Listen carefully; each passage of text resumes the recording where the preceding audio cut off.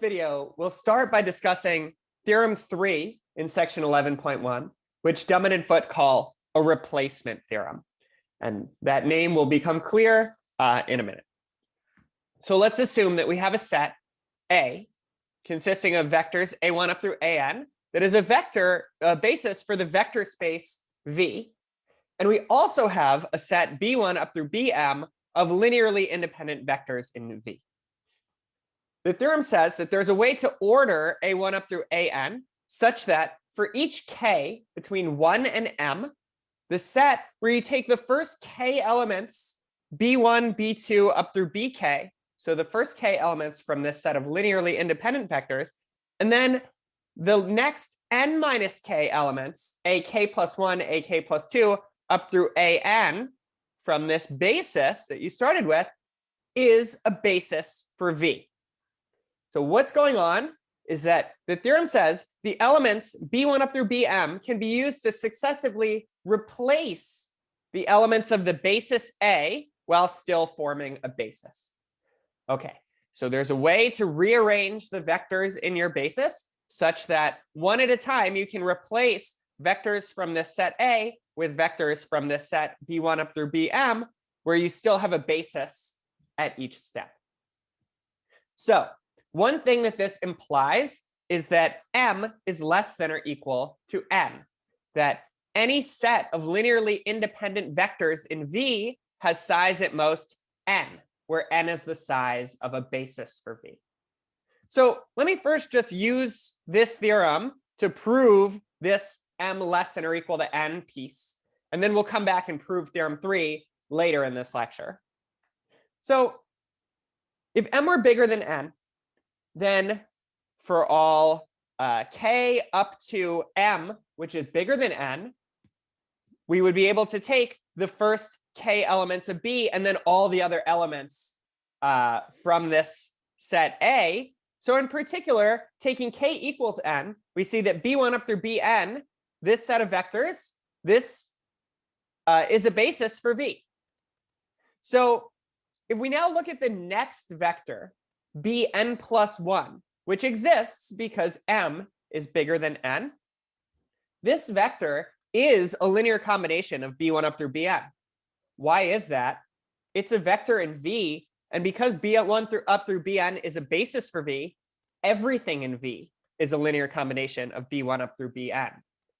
So bn is a linear combination of b1 up through bn, but then it's just not possible for b1 up through bn plus 1 to be a linearly independent set, because part of being linearly independent is that no vector in your set can be written as a linear combination of the other vectors. All right, so what are we seeing here is that the replacement theorem implies in a pretty straightforward way that the maximum size of a set of linearly independent vectors is the size of a basis. All right, so before proving this theorem, I want to talk about some consequences of it. So first, corollary 4, I'm going to state this a little bit differently than it's stated in Dummett and Foote. I want to break it up into an extra piece. Let's suppose that V has a finite basis with n elements. Any set of linearly independent vectors in V has size at most n. Well, that is this statement star that we just proved. So that part's okay. Any spanning set has at least n elements. And then if you know you have a basis of size n, and any linearly independent set of vectors has size at most n, any spanning set has size at least n, well, what is a basis? A basis is a linearly independent spanning set. So that means that any basis has to have size exactly n. So another way to say that is if V has some finite basis, then any two bases of V have the same cardinality. That if you have one basis of size n, the only possible size for a basis is n. Okay, so 3 is just statement 1 and statement 2 together, that any linearly independent set has size at most n, any spanning set has size at least n. All right, so the only thing left to prove is this second statement, that any spanning set has at least n elements. So let's suppose that V has a basis of size n. At this point, we don't already know that any two bases have the same size, because we're using statement 2 to prove statement 3. So let's suppose that it also has a basis of size m less than n. We're going to show that this is not possible. This basis of size m is a linearly independent set because it's a basis. So that means we have a basis of size m, and we have a linearly independent set of size n, which is bigger than this size of our basis. So the basis of size n is a linearly independent set with size n bigger than m. And that now contradicts statement 1. Because statement 1, if you start with your basis of size m, says that any linearly independent set of vectors in V has size less than or equal to m. So if you have two bases of different sizes, the bigger basis contradicts statement 1, where you have your finite basis of the smaller size. Okay, so I'm going to pause and erase and finish up the details here. Because so far, what have we seen is that if V has a basis of size n, it cannot also have a basis of size less than n. And we're going to use that together with corollary 2 that we proved earlier in this lecture to see that any spanning set has at least n elements. Let's finish this very last piece of the proof of statement 2. So we know that V has a basis of size n, and it does not also have a basis of smaller size than n. Corollary 2 that we proved earlier says that any spanning set contains a basis. So every spanning set contains a basis, and every basis has at least n elements. So that means that every spanning set has at least n elements, which completes the proof of 2. So we've proven all 3 parts of this corollary 4.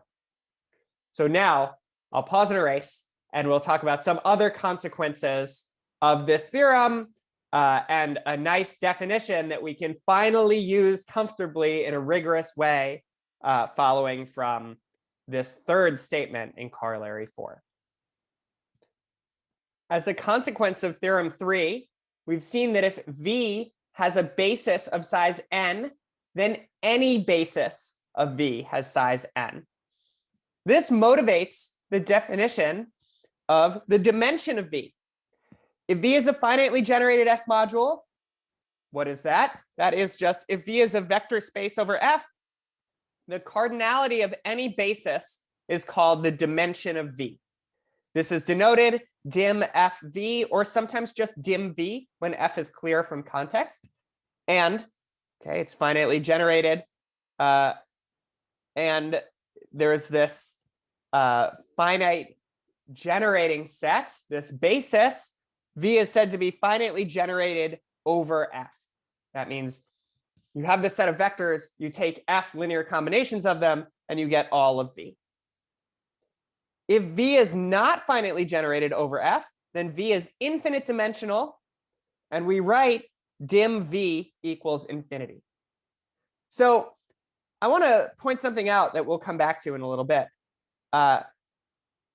If V is not finitely generated over F, if V is not finitely generated as an F module, we're not defining infinite dimensional to say that there is a basis and it has infinite size. That is true, but we don't know that yet. So we're going to come back and talk about that a little bit later, that even an infinite dimensional vector space over a field does have a basis. All right, so I find this kind of amusing. We've been talking about dimension before, like quite a bit. It's come up as we talk about the particular case of R modules where we have R being a field and our module being a vector being a module over that field, a vector space over that field. We've used the term dimension a little bit, and I've said that it's the cardinality of a basis, but we didn't actually prove until this video that that is a well-defined thing. Like, how do we know that there aren't different bases that have different sizes. So now we know that if V is a finitely generated F module, that really any basis has the same size. All right, so an example that we just saw is we computed a basis for the quotient space f bracket x mod the ideal generated by this polynomial f, this monic polynomial of degree n. And we saw that 1x squared up to x to the n minus 1 forms a basis. So this has dimension n. We have one basis of size n. So every basis has size n. F bracket x is not finitely generated as an F module. There's no finite generating set for F bracket x because we've already talked about this example. If you just take finitely many polynomials and then you take F linear combinations of them, you're only going to get polynomials that have degree bounded by the maximum degree of a polynomial in your finite set. So here we can see that this is not finitely generated over F, that it's infinite dimensional. Okay, so one last result I want to talk about. Dummett and Foote call this the building up lemma. Let's say V is a finite dimensional vector space over F, and A is a linearly independent set of vectors in V. Then there exists a basis of V containing A. So you can start with any set of linearly independent vectors you want, and you can build it up to a basis. So first, before I prove this, let me point out that this is false for a general R module. I mean, again, you can take that same example, R equals Z, your module being Z, Z is a Z module, and you can take 2 to be a linearly independent set of vectors. There is no basis of Z as a Z module containing 2. All right, so let's prove this. It's a pretty straightforward application of theorem 3. So we're going to apply theorem 3 with the set of vectors b1 up through bm being our set of linearly independent vectors A. And this script A in the statement of theorem 3 is going to be any basis for V. And now when we take k equals m, what that's saying is we have a basis given by the set of vectors b1 up through bm, and then the last n minus m of our vectors. So starting from any basis, we can take this set of linearly independent vectors, call that b1 up through bm in the theorem. There's a rearrangement of this basis that we started with that extends our linearly independent set of vectors to a basis. So we get a basis containing our linearly independent set of vectors. All right. So in the next video, we'll prove theorem 3.